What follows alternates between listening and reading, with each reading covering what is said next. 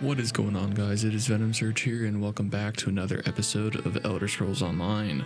Today we have a Necromancer stamina hybrid build that hits over 100k DPS. Now, I am recording in my new dorm. I'm going back to college, and so the internet here is not as good as it once was. So during the parse, there was a lot of periods where these skills were not actually activating, so you could get even higher. So with that out of the way, let's take a look at this build. So first up, we are using 2 daggers of Pillar of Nirn. The first one is charged with shock damage, and the next is precise with flame damage. Pillar of Nirn gives you max stam, crit chance, weapon damage, and then when you deal damage, you create AoE under the enemy that deals 3.4k damage to all enemies within 2.5 meters, which causes them to bleed for 19k over 10 seconds. It can occur every 10 seconds. This comes from Falkreath Hold. You can do it on normal or vet, and you will get all the gear. We are wearing this on the 2 daggers. We have it on the waist and hands, as well as on the feet. It doesn't necessarily matter where on the body, you just want to make sure you got 2 on the daggers. Now on the back bar, we are using the Maelstrom Perfected Greatsword. This is infused with weapon damage. This gives you offensive penetration, and then when you deal damage with critical charge, enemies will bleed for about 6k over 10 seconds. And then this comes from the Maelstrom Arena, which you can do on normal and just get the normal version, or vet, you get the perfected. Next up, we are using Arms of Reliquin. Now this is perfected as well. It doesn't need to be, it's just for the extra stats. This gives you crit chance, minor slayer, crit chance, max stam, and then when you deal damage with light or heavy attacks, you apply a stack that deals 288 damage per stack up to 10 times. We are wearing this on the breastplate, legs, and jewelry. Everything on the body is max stam enchant along with divines. On the jewelry, we are using Bloodthirsty with the weapon damage enchant. It gives you spell damage as well, so it doesn't matter which one. We're just doing it for that 30 stam recovery. The recovery on this build is just enough so you could sustain forever, so it is important that you can try to do these if possible. And then this comes from the Cloud Rest trial. Next up, we are using Zons.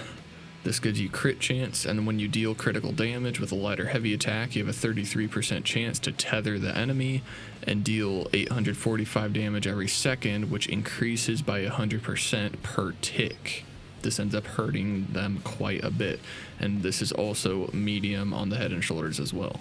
This comes from Scale Collar Peak, which you will need to do on vet, or you can get it through the golden vendor, and then the shoulders you can get from the Undaunted. For our stats, unbuffed, we are looking pretty good. We got about 33k max stam, decent amount of health. Our weapon damage is only 4k right now, and our crit's only 44%. But once again, this is unbuffed. So if we get buffed up here, we are looking still pretty good. We get about 5.6k weapon damage and 56% crit chance. Once again, we are doing 64 into max stamina. And we're using the Candid Jester coins, which gives you max stam and then mag recovery. That is very important. We need that mag recovery. And then we are using the Thief Mundus Stone. And now for the consumables, like I said, we are using the Candid Jester coins. And then going down into the potions, we are using the normal weapon damage potion.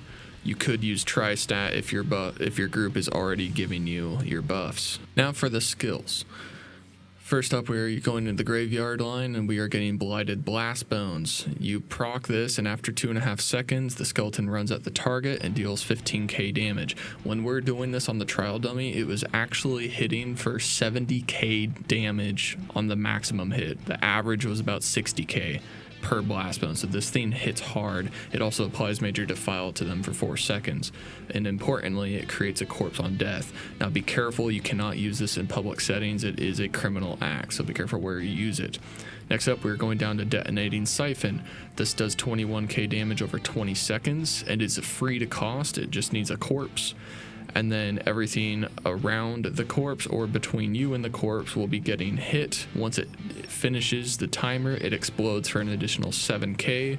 While slotted, your damage done is increased by 3%. An important thing to note about the explosion, if you were to proc it right now, if it goes out in 16 seconds, it will do an explosion. But if I proc it early, if I have blast bones there, you can proc it early and cause that explosion to happen. So if you have downtime on your rotation, you can do that to get some extra free DPS. Next up, we are going down into the Fighters Guild and we are getting Barbed Trap. When you hit this, it takes a second and a half to arm and it lasts for 20 seconds. Once it's triggered, it deals a 17k bleed over 20 seconds, and more importantly, it gives you minor force, increasing your crit damage by 10%. This also has a high chance to cause the hemorrhaging status effect, and it will immobilize the enemy for 2 seconds if they can be immobilized. If you have sustain problems, you could do the other morph of this, which makes it a ranged cast, and it also reduces the cost. Next up, we are going into the dual wield line and we are getting Deadly Cloak. When you hit this, you get major evasion for 20 seconds, and then every 2 seconds, shrapnel will pulse and deal 2.6k damage to all enemies within 5 meters of you, and this is on you, so it'll follow you around.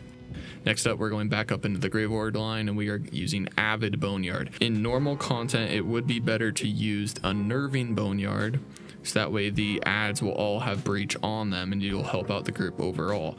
But for bosses, Avid Boneyard is better, especially if you're solo, like in my case right now, so I can proc my own synergy.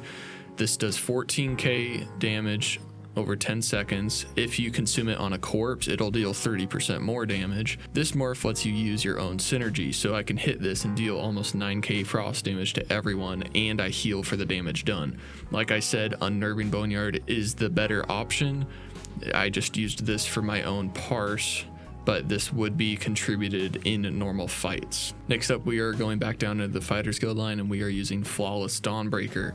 You hit this and it does 12.5k damage to all enemies in a cone, and then 16k damage over 6 seconds. After you activate this, your weapon damage is increased by 300 for 20 seconds. On the back bar, we are going down into the Mages line and we are using Scalding Rune. When you hit this, it takes 2 seconds to arm and lasts for 24 seconds. And then when triggered, it causes a blast on all enemies who take 9k damage, and then an additional 14k flame damage over 20 seconds. Next, we're going back up into the two-hander line, and then we are using Stampede because of the Maelstrom weapon. When you hit this, you do 5k damage, and this is a gap closer as well. This attack will always be a critical strike, which is nice, and then you also cause a 14k physical damage every second for 15 seconds. Back up into the Grave Ward line, we are using Skeletal Archer. You can use the other morph. It does give you 8 more AoE damage, but this is much better for single target. It's showing 1k right now, but that is because of one of my passes. Right now, the normal cost is 2k. When you hit this, it lasts for 20 seconds, and every time it attacks, the next attack will do 15% more of the previous, so that is actually exponential as long as it is alive, but it will run out after 20 seconds. So you do not want to proc this early. You want it to run its full duration and then proc it once it runs out. Going back down in the two-hand line, we are using Carve. This is a conal attack that does 6.6k damage, and it causes an 11k bleed for 12 seconds. And then you can use this 3 times per enemy, and this will increase the duration up to 32 seconds. You also get a small damage shield, which is also nice. Going back down into the Undaunted, we are using Mystic Orb. This was nerfed, but it is still quite strong. I've been trying out other skills and this is still taking the lead. This does 1.3k magic damage every second. While it's active, I also gain more recoveries, and an ally can activate the combustion, which will do even more damage and restore resources to them. So it's very important for group content as well. And we did double bar the Flawless Dawnbreaker. You would normally want to do the Pestilent Colossus on the back bar. However, with the dummies, they already have the major vulnerability that this applies, so it is wasted. So I am using this for the weapon damage increase, and it is still nice to have. All passives matter, but I am just going to go over the massive passives that really make this build strong.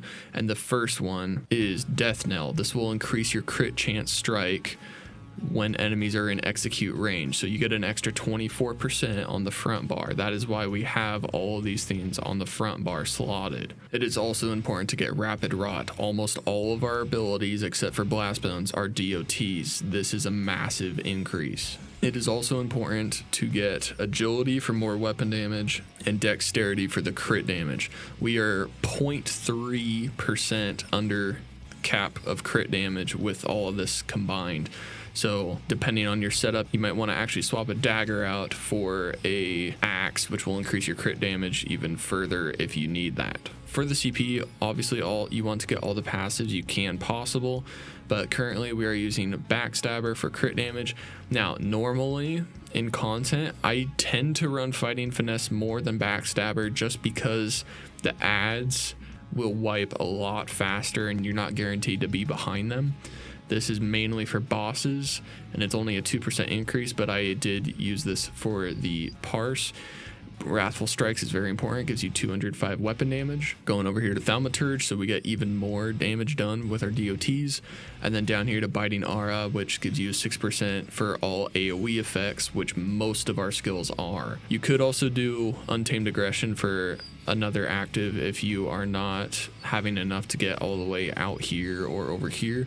It is important to get this precision for the crit chance, and then max stamina is more important because that's what we are focusing right now, so our skills are based off of that. In the red line, I am using Rejuvenation for recovery, Fortified for armor, Boundless Vitality for health, and then we're coming over here to Bloody Renewal for more stamina. Okay, now for the rotation. So with this, there is pretty much no rotation. It is just trying to keep up all of your DOTs and making sure that certain ones are being recasted after they run out. So when you're first entering up in the fight, you want to make sure your Skeletal Archer is already active. You can start that way ahead of time. After that, there are a few important skills you want to make sure. The Beast Trap you want to get out very soon to get that crit. And then you want to get the Critical Rush, so that way you can get your weapon damage enchant going. After that, it does not matter as much about what is being popped out first. You just want to make sure you do Blast Bones, skill, skill, Blast Bones, skill, skill. Always have the Blast Bones in between. Make sure you're light attacking as well. You just want to make sure you just do your 2 skills and then Blast Bones, and just go through all of your skills one at a time. And the ones that are running out, you want to make sure you are doing, if you have downtime, like I said, you can use your Siphon. That will redo the explosion. You could also do another Crit Rush or another Cleave. Both of those have upfront damage, as well as the Landmine. An important thing is with the Skeletal Archer, because each of his attacks ramp up, you do not want to cast him early. You want to let him fall off and then you hit it again. And then if you want to do your ultimate, you would just do Blast Bones, skill, ultimate, or ultimate, skill, and then Blast Bones. Doesn't matter which order, you just want to replace one of the skills with an ultimate. But it's mainly just trying to keep up all of your DOTs. I would recommend try not to do the orb and graveyard in a row, because that will put you in an endless cycle unless you break it of basically both of them are going to run out at the same time, and that could also be in line with another skill. You don't want that, so you want to try to keep those two separated as much as possible, have them go every other, so that way the skills, like one will die and then 5 seconds later another will die. Other than that, it is actually pretty easy rotation. Just pay attention to your timers and that's really it. You could try and get an actual specific rotation for this, but you would be recasting quite a bit of things to try and time everything together. So we got 102k DPS here. Our average weapon damage is about 7k, and we got about 58% crit chance. Like I said, our crit damage is a little low, but it's basically at cap, and it's not really worth to use the harpooner waiting kill. This gives you way more crit damage than we need. It is nice for the crit chance, but I tried swapping this out and just doing a one piece of Zons and then moving the Relquin over, and I got way less DPS, so this is a better setup. Blast Bones does most of our damage. Relquin was up for quite a bit of the time. There were some drop-offs of the Barbed Trap, and the Cleave dropped off quite a bit, so it's definitely not a perfect run. At the general graph here, the lowest dip we had was 74k, and that was during a period where I had messed up and accidentally did a wrong skill, and there was a few skills that dropped off at the same time, but for the most part we're doing pretty good, especially hitting around 140k, 135 and 135 in multiple peaks. Our resources are doing quite well. The mag dropped down to 80% at the very lowest, so it's very sustainable. Overall, there's definitely some periods where I missed the light attack weaving, and we wasted about 20 seconds. I was only able to fire 183 skills. You could easily get 200, so it's very comfortably around 100k DPS. You could definitely get way higher as well. Like I said, the internet here is bad, so if you had stronger internet, you could definitely get some more skills in there. Since we do spend 70% of the time on the front bar with Blast Bones, that's why I had all the other Necro stuff and the Fighter's Guild stuff on the front bar. You can just take a look at the general DPS skills here as well.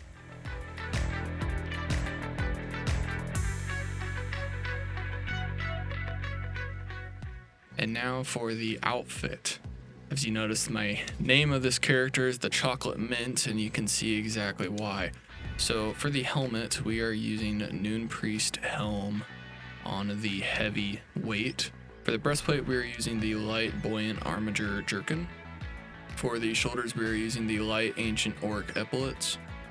For the hands, we are using the Light Buoyant Armiger Gloves.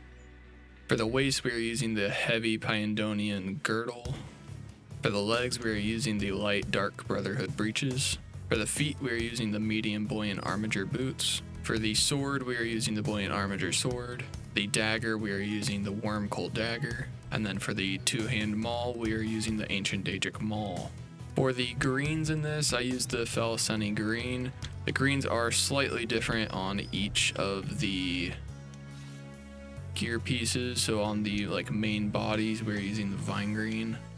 But the grays all Thalmor Black. And then we are using Antique Silver for the grays. And then on the helmet, I'm using Starlight Gold. And the brown is the Colovian Deep Brown. And I'll go over all the color combinations for you.